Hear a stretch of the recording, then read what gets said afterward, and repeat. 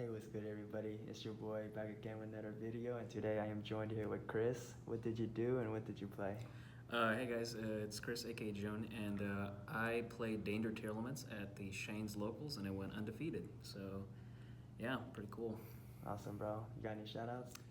Yeah, quick shout outs to my boys, Team Ape, Norwood and Paul. Those guys are my testing boys. They're just also my best buds. Shout outs to Mikazuchi. He let me borrow his Mothman. And yeah, shout outs to my dice, winning me every single dice roll. So, Let's go. Yeah. See that list? Yeah. All right, so start off every single tournaments, Rhinoheart, Sharon, Hovenus, Merrily. You max them all out. You don't want to cut down on any of them because you're milling on all of them, and you want to open them in your hands too. It's just a consistency thing. So, yep. And then for dangers, Nessie. This card is insane. It's a dark aqua. You can make a colors with it. Two Mothmen. I opted to play two Mothmen. I was originally on three. Now I'm playing two because I feel like it's not the best one to. Obviously, the discard effect is not that great, but also seeing multiples of it is also kind of bad too. But it's a level 4, which is really nice for rank 4 plays. So Chinoko and Jackalope, they're the really broken like search targets. They just summon themselves and give you free bodies. And then one Bigfoot, shout out to Norbu. You big Yeti. Pops cards, free advantage going second. It's a really strong card. Discarded this off of its own effect, and then I was able to bait out a totally awesome really early. So very strong card. So yep. And then for some mill value cards, 2 Gizmex, 1 Snow, and then 1 Zephyros. These are all just cards that you can mill into your grave and just get free advantage out of. These guys summon themselves. This one helps you extend, and it also is a Dark Wing base, which helps you be curious. So, yep, good cards. I don't know why they unbanned this. This card should just be banned, dude. What the hell were you thinking, Konami? Card's ridiculous. Yeah. All right, move on to spells. Play Free Field Spell. This card's insane. Normally I'm searching Merrily off of this one because I feel like Merrily is a little bit more important in this version of the deck. But yeah, free pop off of a fusion summon. Its stat boost helps you OTK. It's crazy. Field spell, Terraform to search it. So yep. And then one ofs, Galaxy Cyclone, Call by, ban it, Instant Fusion, ban it, Foolish, ban it. It's just bannable one ofs. Ban them all. Yeah, this is the main deck mine out. Obviously, I never ran into mine at all the entire event, but it's always in there because you know you got to be ready. You got to keep that thing on you. So, all right, 2 Desires. This card is crazy because this deck just does not care about what it banishes. It just gets all the free advantage of what it draws off of. There's a game against Fluanderies where I was playing into a barrier statue. Just dropped this down, drew into a reboot and an imperm. So I'm just like, okay, I guess I win. So, yeah. Okay.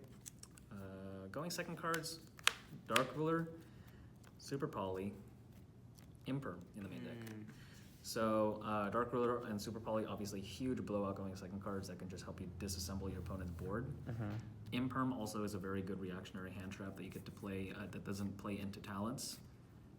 It's very effective in terms of kind of just what it does. You can also draw it as a 6th card. It's good for playing into a board, especially if your opponent ends on things like Dweller, which effectively turn your deck off. So yeah, good card to draw. Yeah, overall I felt pretty good about these cards. I feel like they're pretty solid in the main deck right now. So yep, and then last card's 2 Sulliek. This card is insane. It's a permanent negate that stays on the field, and when you mill it, you get to add a tournament monster from your deck to your hand. So it's also an incredible card to mill, just free advantage. And yeah, you get to also, if you have a Kaleido Heart set up with it, you can also get some pretty crazy fusion setups with it too. So yep. So overall, like the boards that you're setting up with this deck help you play around the specific board breakers that are in the meta right now. Like everybody is on like Super Poly, Dark Ruler right now. So like the thing is that you have to like set up your boards so that you play around those kind of cards. Yeah. And like cards like Sulliek, like the specific boards that you're making play around these cards so well. So yep, there's that. Going into the extra deck, shout out to Rin. Fusion monsters, we got 1 Kaleido Heart and 2 Kikalos. This is the standard tier ratios. This guy is insane. Broken boss monster. He summons himself and gets free Foolish from your deck. Kikalos searches you either any tier Foolishes, any tier monster, or grabs you Soliac, which is just your broken trap. This guy also targets Shuffle, which is pretty cool removal. And then Dragstapelia, Garura, and Muddragon. You're playing Super Poly. These two are great, but also you make Garura in your combo as well, just to get a free draw off of him when you link him off. Dragstapelia is broken into the Sprite matchup. It's also just a very powerful boss monster. I've seen a lot of lists try to play multiple, and I think that multiple is broken, but it's just, the space in the extra deck is ridiculously tight. So honestly, I cannot see myself being able to play a second one right now. So yeah, these two as well. Okay, XCs, we played Dweller and Redoer. Dweller is absolutely broken into the tier mirror matchup. They just can't play. So they just pass turn back to you. Redoer, you can attach a Sharon to it and be able to detach Sharon for effect, so you can fusion summon during your opponent's turn. So yeah, very good card. Also, you can steal your opponent's cards. I've stolen people's shit with this card. It's a good card. Yep. And then going on to Link monsters, we play 3 Link 2s, Dark, Elf, IP. So the specific board that you're setting up a lot of times is an Elf IP, and how this one works is that you have Merrily in your grave, which is level 2. You can use Elf's effect to target Merrily to summon it, and then you can chain IP to link summon using these guys. So also Dark is just a free Link 2 in this deck, in this format, because there's so much stuff to summon for free. Curious, broken. So good. Send some crazy cards from your deck and also get some free mills too. Yeah, this is actually like one of the most broken cards ever printed. I have no idea why it's printed like that. It's crazy. Yeah, and then going into Link 4s. So Appaloosa, which is a really nice make off of IP. You get to just like be able to set up multiple negates in the form of one monster. It's also really hard to super poly this card. That's why this is really nice too. And then 2 Topologics. We play a Zeraboros and a Bomber. So the boards that you're able to set up with these cards is absolutely crazy, because once you do that IP Elf interaction where you summon Merrily and then you chain IP, you get to make one of these, and then the Elf resolves summoning Merrily, and then you can just trigger their effects, either banishing everything on the field or destroying all the monsters in the main monster zone, which is crazy. You get to trigger this multiple times during your opponent's turn because you have cards like Snow, Gizmek, Havanus, Kaleido Heart, which all just summon themselves again to the zones. So you can proc this multiple times on your opponent's turn, so which is crazy. So yep. Going into the side deck, I played 1 Thinkertops. This card's really good going second. Just slap it down and create a threatening board presence against like decks like Sprite. So yep, 3 Nib. This is in here primarily for the idea of the fact that decks that can make Dweller, like Tearlaments, you want to be able to have an answer for. But also, if you side this in like paired with like Imperm going against Sprite, you can just Imperm the Gigantic and then be able to Nib and hard punish them. So very good card in tandem with Imperm. And then 1 card that I have in here for time is the Skullmark Ladybug. So this card I've seen a couple of decks try out too. It's really funny what it does. So it's just when it's sent to grave, you get to increase your life by 1,000. Yu-Gi-Oh players, that's timing them around. Oh god. I did not get to do this once though, because I was absolutely slapping all my matchups. So I never got to see it. But in theory, this card is really good in this deck because your turns are just so long. Like your combos can take a very long time. So just being able to have something that can play into like when you have like a couple of minutes left in time is pretty clutch. Yeah. So. Send it off Curious. Send it off Curious. Yeah. Okay. And then 1 card in the side deck that I was trying out was pretty interesting is a Griffin.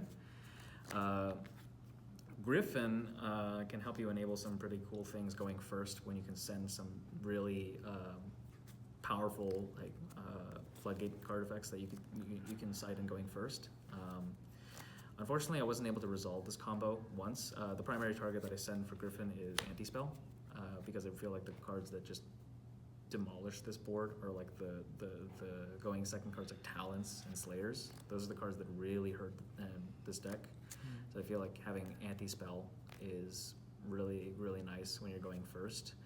Unfortunately, I wasn't able to resolve it at all, so I can't really tell how good it was, but the idea of it is really good. So, yep. And then Cosmic Harpies is back row hate. And then also a Reboot as well, kind of just dealing with back row cards. You mostly put this for the Beat Cop Mystic Mine situation that's going on right now. Never ran into it, but I like to keep myself strapped, you know, keep myself prepared for it. Harpies, blowout card. Reboot, blowout card. This is a bannable card right here. Yeah, it's ridiculous how much you just get for free just by playing this card. And then yeah, last card in the deck was 3 a Pointer. And a Pointer is pretty solid going first because you can just peep your opponent's hand, get rid of whatever is problematic, and just set up your board and be able to play around it. So yeah, overall that's the side deck. Alright, that's a pretty solid list, bro. Any final thoughts? Yeah, so moving forward, I think the only thing that I could possibly change is the Griffin anti-spell, because I just never was able to resolve it once. Yeah. I might keep the Griffin either in the main or side deck. Probably like somewhere in the extra deck he could fit in there. But honestly, this is like my second time taking Danger Tears to a tournament, so I'm still figuring the deck out too. But overall, it's very powerful. Like, and yeah, I can see what the hype is with it. So yep. For sure, definitely worked out well. Congrats, bro. And for everybody out there watching, be sure to like, comment, subscribe, and I'll see you in the next one. Thank you. Peace.